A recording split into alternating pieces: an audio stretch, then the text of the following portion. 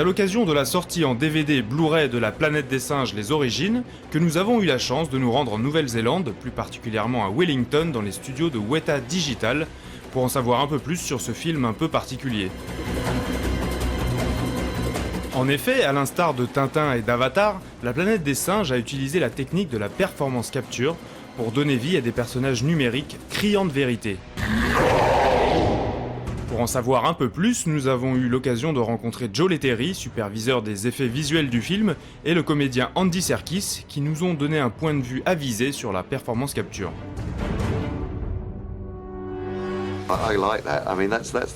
C'est ce que j'aime dans la performance capture. Pouvoir jouer des personnages très différents, des personnages extraordinaires, tout en gardant l'anonymat. Ça me va très bien.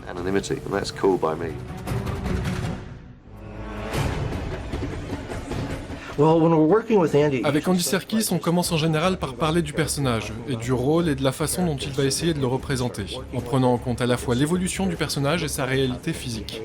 Quand on travaille ensemble, Andy joue toujours des personnages inexistants, éloignés des humains. Donc on en parle beaucoup, on utilise la motion capture très rapidement pour avoir une représentation du personnage qui lui serve de base de travail. On regarde ce qu'il a fait, ce qu'on a enregistré, et on crée le personnage numérique en étant très attentif, pour essayer de comprendre si on a saisi ce qu'Andy a cherché à transmettre.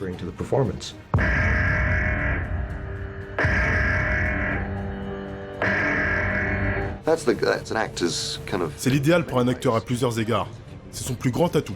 Si on ne le connaît pas très bien, on ne sait pas ce qu'il a d'autre à proposer. Donc c'est plutôt positif. Si tu as créé un personnage numérique, autant qu'il s'agisse d'un personnage non humain. Un personnage dans lequel on reconnaît l'aspect humain, mais dont les traits non humains éveillent l'attention.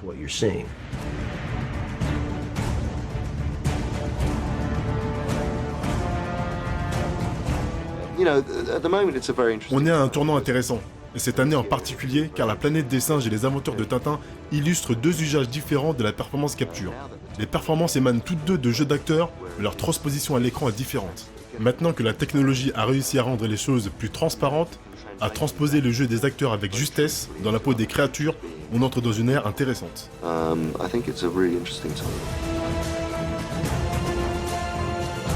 Cette ère, c'est celle du tournage numérique. À ce propos, notre journaliste Jan Rutledge a eu le privilège de se mettre dans la peau d'Andy Serkis pour s'essayer à un tournage en performance capture. Il a ainsi enfilé une combinaison un peu spéciale pour refaire plusieurs scènes du film. Vous allez voir, ce n'est pas de tout repos.